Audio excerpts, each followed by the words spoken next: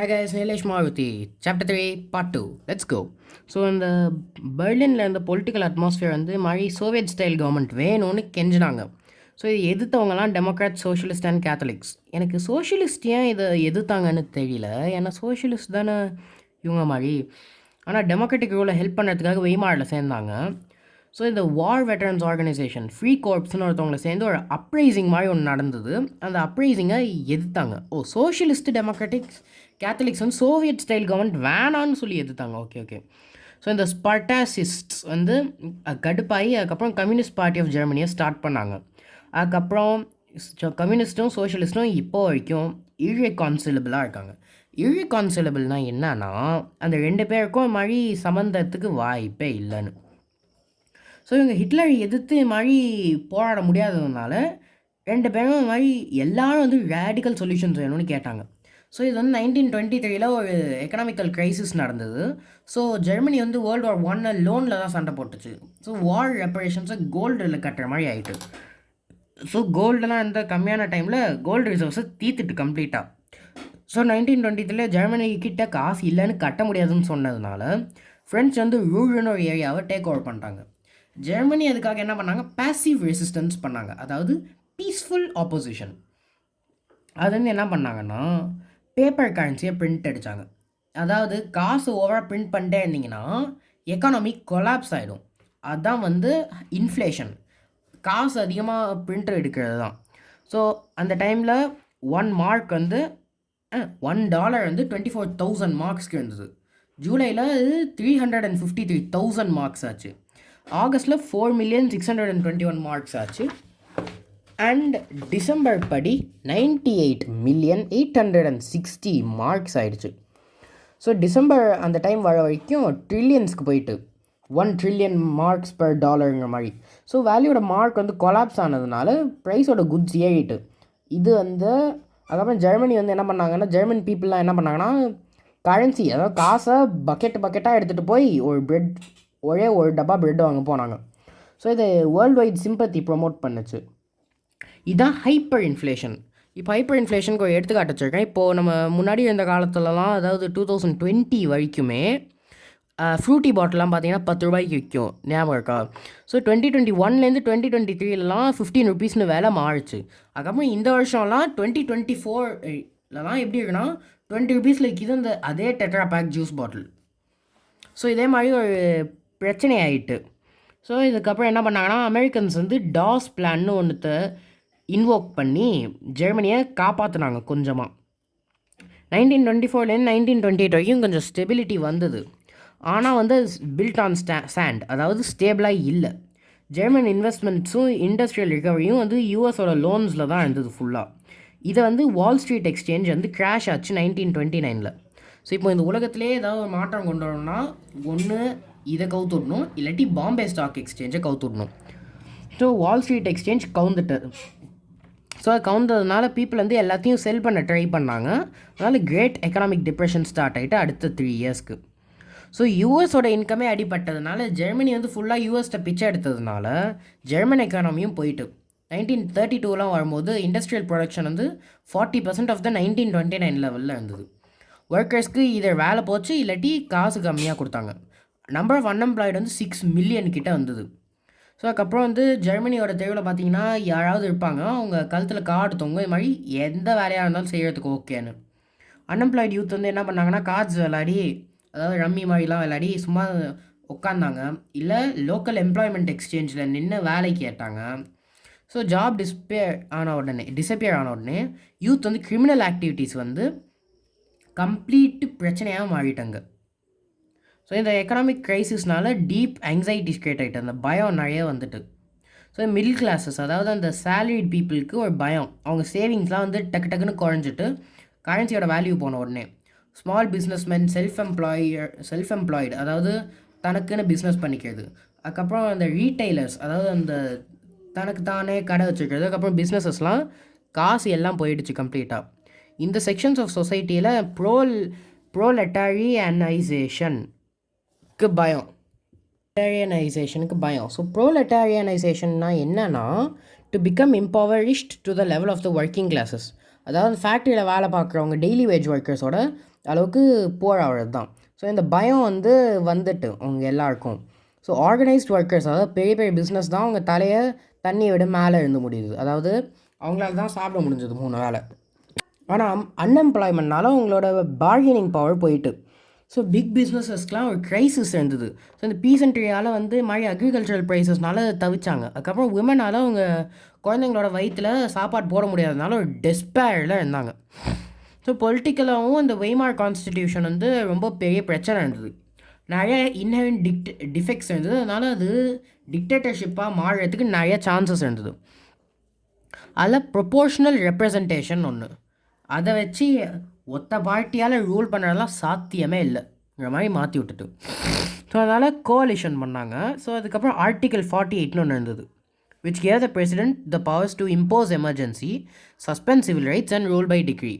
இதான் வந்து இது பண்ணாங்க ஃப்ரெண்ட்ஸ், குவாரண்டைன் மாதிரி. ஆனாலும் மேனேஜ் பண்ண முடியல. ஸோ மக்களுக்கு வந்து கான்ஃபிடென்ஸ் போயிட்டு டெமோக்ராட்டிக் பார்லிமெண்ட்ரி சொல்யூஷன் வேஸ்ட்டுன்னு அவங்களுக்கு கண்டுபிடிச்சிட்டாங்க. ஸோ இது வந்து ஆக்சுவலாக இந்த ஃபோட்டோ வந்து என்னென்னு பார்த்தீங்கன்னா, ஒரு அடால்ஃப் ஹிட்லர் என்ன பண்ணுறாருன்னா நேஷ்னல் சோஷியலிசம் வச்சு டெமோக்ரஸியை அழிச்சு விடுறாருங்கிற மாதிரி. த நேஷ்னல் சோசியாலிஸ்டிஸ்ட் ஹிட்லர் பிரென்க்யூர் லிஸ்டேனர் வஹில் ஃபர்சஹம்னந்தன் தென் வெல்த் ஃபைண்ட் வஹிலே நேஷ்னல் சோஷியலிஸ்ட். அப்படின்னா என்னன்னா, வாங்க மக்களே நம்ம டெமோக்ரஸி அழிச்சிட்டு நேஷ்னல் சோஷியலிசத்தை வைக்கலாம்னு சொன்னார் ஜெர்மனில். எனக்கு ஜெர்மன் அவ்வளோ ஒன்றும் நல்லா தெரியாது. ஸோ இப்போது ஹிட்லரோட ரைஸ் டு பவர் தான் இந்த மாதிரி சுச்சுவேஷனில் நடந்தது. ஸோ 1889 ஆஸ்திரியாவில் பிறந்திருந்தார் அடால்ஃப் ஹிட்லர். ஸோ அவரோட சின்ன வயசுலலாம் ரொம்ப புவராக இருந்தார். First World War break out ஆன போது அவர் வந்து ஆர்மியில் சேர்ந்து ஒரு மெசஞ்சர் ஆகிட்டார், கார்ப்ரலே ஆகிட்டார். இப்போ கார்ப்ரல்னால் வந்து ஒரு ரேங்க்கு, ஆர்மியில் சேர்ந்துட்டார். ஸோ அதுக்கப்புறம் பிரேவரிக்காக மெடல் வாங்கினார். அவர் வந்து த ஐடியல் சோல்ஜர், பர்ஃபெக்ட் சோல்ஜராக இருந்தார். ஜெர்மன் டிஃபீட் வந்து அவர் ஷாக் பண்ணிவிட்டு அதுக்கப்புறம் வெர்சைல் ட்ரீட்டினால செம கடுப்பாயிட்டார். 1919 தான் இது இம்பார்ட்டண்டான பார்ட். அவர் வந்து ஜெர்மன் ஒர்க்கர்ஸ் பார்ட்டியை ஜாயின் பண்ணார். அதுக்கப்புறம் அவர் வந்து பார்ட்டியை டேக் ஓவர் பண்ணி நேஷ்னல் சோஷியலிஸ்ட் ஜெர்மன் ஒர்க்கர்ஸ் பார்ட்டின்னு பேர் வச்சார். ஸோ இந்த நேஷ்னல்லேருந்து நாட்டை பிடுங்கிட்டு சோஷியலிஸ்ட்லேருந்து எஸ்ஐயை பிடுங்கிட்டு தான் சேர்த்து வச்சு நாட்ஸி பார்ட்டின்னு வச்சார். ஸோ 1923 ஹிட்லரோட பிளான் என்ன இருந்ததுன்னா, ஒரு மிலிட்ரி கூ பண்ணுறது.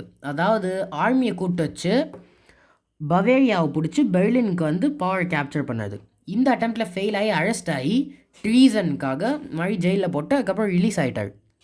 ஸோ நாட்ஸிஸால் பாப்புலர் சப்போர்ட் கிடைக்கல அவங்களுக்கு 1930s வரைக்குமே. கிரேட் டிப்ரெஷன், அதாவது இங்கே மென்ஷன் பண்ணியிருந்தோமே எக்கனாமிக் க்ரைசிஸஸ், அது வந்ததுக்கப்புறம் தான் நாட்ஸிசமே ஒரு பெரிய மூவ்மெண்ட் ஆச்சு. ஸோ 1929 அப்புறம் தான் பேங்க்ஸ் எல்லாம் கொலாப்ஸ் ஆச்சு, எல்லாருக்கும் பிரச்சனை ஆகிட்டுன்னு. ஸோ அந்த நேரத்தில் நாட்ஸி ப்ரொபகாண்டா வந்து என்ன சொல்லுச்சுன்னா, நாட்ஸி பார்ட்டிக்கு ஓட் பண்ணிங்கன்னா நல்லது கிடைக்கும்னு. ஸோ 1928 நாட்ஸி பார்ட்டிக்கு 2.6% ஆஃப் ஓட்ஸ் தான் கிடச்சிது ரைட்ஸ்டாகில். ரைட்ஸ்னா ரூலு, ஸ்டாக்னா பில்டிங்குன்னு நினைக்கிறேன். ஸோ ஜெர்மன் பார்லிமெண்ட்டில் 2.6% ஓட் தான் கிடச்சிது. ஆனால் 1932 படி அதுதான் லார்ஜஸ்ட் பார்ட்டி ஆச்சு, 37% ஆஃப் ஓட்ஸ். ஹிட்லர் வந்து ஒரு பவர்ஃபுல்லான ஸ்பீக்கர். அவரோட பேஷனும் அவரோட வேர்ட்ஸும் வந்து மக்களை ஷாக் பண்ணிச்சு, பிடிச்சிருந்தது மக்களுக்கு. அவர் வந்து என்ன பண்ணாருன்னா, சத்தியம் பண்ணார் மாதிரி ஒரு ஸ்ட்ராங்கான ஜெர்மனி பில்ட் பண்ணுவார். வெர்சைல் ட்ரீட்டி பண்ண அநியாயத்தை வந்து எடுப்பார். ஜெர்மன் பீப்புளோட சுயமரியாதையை எடுத்து கொடுப்பாருன்னு சொன்னார். அதுக்கப்புறம் யூத்துக்கு வேலை கொடுப்பாரு. அதுக்கப்புறம் எல்லாருக்கும் வேலை தருவார். அதுக்கப்புறம் ஜெர்மனியை அழிக்கணும்னு பிளான் போடுற எல்லாரையும் ஒழிச்சு கட்டிடுவாருன்னு சொல்லிட்டு இருந்தார். ஹிட்லர் வந்து ஒரு நியூ ஸ்டைல் ஆஃப் பாலிடிக்ஸை செஞ்சார். அந்த டைம்லலாம் ஐயா சாமி ஓட்டு போடுங்க ஓட்டு போடுங்கன்னு சொல்லிட்டு இருந்தாங்க. ஆனால் இவர் வந்து புதுசாக செஞ்சார். ஓட் போட்டால் உனக்கு நல்லது எனக்கு நல்லது இல்லைன்னு சொன்னார். ஸோ அதுக்கப்புறம் அந்த ரிச்சுவல்ஸு, அதுக்கப்புறம் மாஸ் மொபிலைசேஷன் பண்ணார். மாஸ் மொபிலைசேஷன், இந்த மேசிவ் ரேலிஸ்லாம் நடத்தினார். ரேலிஸ்னால் மாநாடு, மேசிவ் ரேலிஸ்னால் பெரும் மாநாடு வச்சார். அதுக்கப்புறம் பப்ளிக் மீட்டிங்ஸ் வச்சார் ஹிட்லரோட சப்போர்ட் இன்ஸ்டில் பண்ணுறதுக்காக. So red banners with swastika, Nazi salute and ritualised rounds of applause after speeches were all part of the spectacle of power. இதெல்லாம் ஒரு பவரோட ஷோகேஸ், அப்படியே காட்டுறாங்க அந்த பவர், அந்த கம்பீரத்தை காட்டினாங்க. ஸோ இப்போது இதான் ஹிட்லரோட நாட்சி சல்யூட்டு. ரைட் ஹேண்டை சும்மா இப்படி தூக்கி வச்சுக்கிறது. அந்த ரெட் பேனர் வித் ஸ்வஸ்டிகா தான் இது. ஸ்வஸ்டிகானா இப்படி இருக்கும், ஸ்வஸ்டிகானா. இதோ இங்கே கொடுத்துருக்காங்க பாருங்கள். ஸோ நாட்சி ப்ரொபகண்டா வந்து என்ன பண்ணுச்சுன்னா, ஹிட்லரோ ஒரு சேவியர் மாதிரி காட்டுச்சு. ஸோ அதுக்கப்புறம் பீப்புளை டிஸ்ட்ரெஸ்லேருந்து காப்பாற்றுறதுக்காக வந்த மாதிரி காட்டினாங்க. ஸோ இது வந்து மக்களோட டிக்னிட்டியும் ப்ரைடும் ஷேட்டர் ஆன டைமில் எல்லாருக்கும் அந்த நல்ல தாட்ஸ் கொடுத்தது. ஸோ அதுக்கப்புறம் 30th January 1933 பிரசிடென்ட் ஹிண்டன்பர்க் என்ன பண்ணார்னா chancellor ஆக்கிட்டார் Hitler.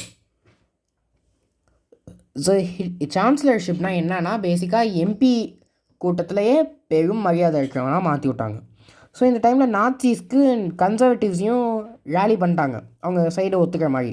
So power கிடைச்சதுக்கப்புறம் Hitler வந்து டெமோக்ராட்டிக் ரூலை உடைக்கிறதுக்காக போனார். ஸோ ஜெர்மன் பார்லிமெண்ட் பில்டிங் ஃபெப்ரவரியில் ஒரு நாள் மர்ம காரணத்தினால் பற்றிக்கிச்சு. அதுக்கப்புறம் 20th February 1933 ஃபயர் டிகிரி போட்டார். அது வந்து என்ன பண்ணுச்சுன்னா பர்மனெண்ட்டாக சிவிக் ரைட்ஸு, அதாவது freedom of speech, press and assembly, freedom of speech, freedom of press and freedom of அசம்பிளியை பேன் பண்ணிட்டு, அதுக்கப்புறம் கம்யூனிஸ்ட்டை பிடிச்சி கான்சன்ட்ரேஷன் கேம்பில் போட்டார். இந்த கம்யூனிஸ்ட்டை ரிப்ரெஸ் பண்ணது சிவியராக இருந்தது. ஸோ 6808 ஃபைல்ஸ் தான் மிச்சம் இருக்குது டுசல்டார்ஃபில்.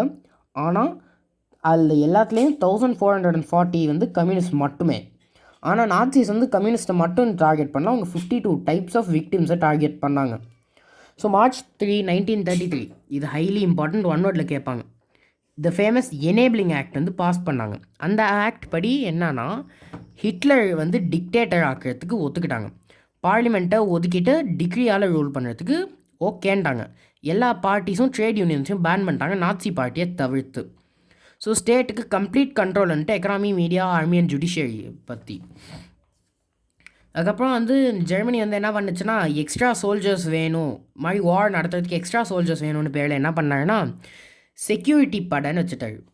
இதோ ஃபஸ்ட்டு எஸ்ஏன்னு வச்சார், ஸ்டார்ம் ட்ரூப்பர்ஸ். அதுக்கப்புறம் கெஸ்டாப்போ வச்சார், கெஸ்டாப்போ வந்து சீக்ரெட் போலீஸு. எஸ்எஸ் வச்சார், அதுக்கப்புறம் எஸ்டி வச்சார், செக்யூரிட்டி சோல்ஜர்ஸ். இது எல்லாத்தையும் வச்சார். ஸோ இப்போ ஃபாரின் கண்ட்ரிலாம் வந்து ஹிட்லர்கிட்ட என்னடா பண்ணிட்டு இருக்க மாதிரி 100,000 சோல்ஜர்ஸ் தானே சொன்னோம், எக்ஸ்ட்ரா என்னத்துக்கு எக்ஸ்ட்ரா சோல்ஜர்ஸ் எதுக்கு இருக்குன்னு கேட்டால் அவனால் சொல்ல முடியும் இதெல்லாம் சோல்ஜர்ஸ் கிடையாதுங்க, இதெல்லாம் போலீஸ் ஆஃபீஸர்ஸ்னு சொல்கிறது தான். ஸோ இதனால் என்னாச்சுன்னா நாட்சி ஸ்டேட்டுக்கு நல்லா ரெப்யூட்டேஷன் வந்துட்டு க்ரைமே நடக்காத மாதிரி. பீப்புளை சும்மா பேச்சுக்கே கெஸ்டாப்போ டார்ச்சர் சேம்பர்ஸில் போட்டு கான்சன்ட்ரேஷன் கேம்ப்க்கு அனுப்பிவிடலாம், அதுக்கப்புறம் அரெஸ்ட் பண்ணிடலாம் டேரெக்டாக.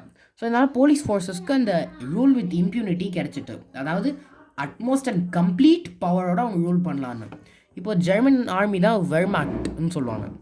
ஸோ இப்போது அவ்வளோதான் ஃப்ரெண்ட்ஸ் இந்த வீடியோக்கு. அடுத்த வீடியோவில் பார்ப்போம். Bye bye.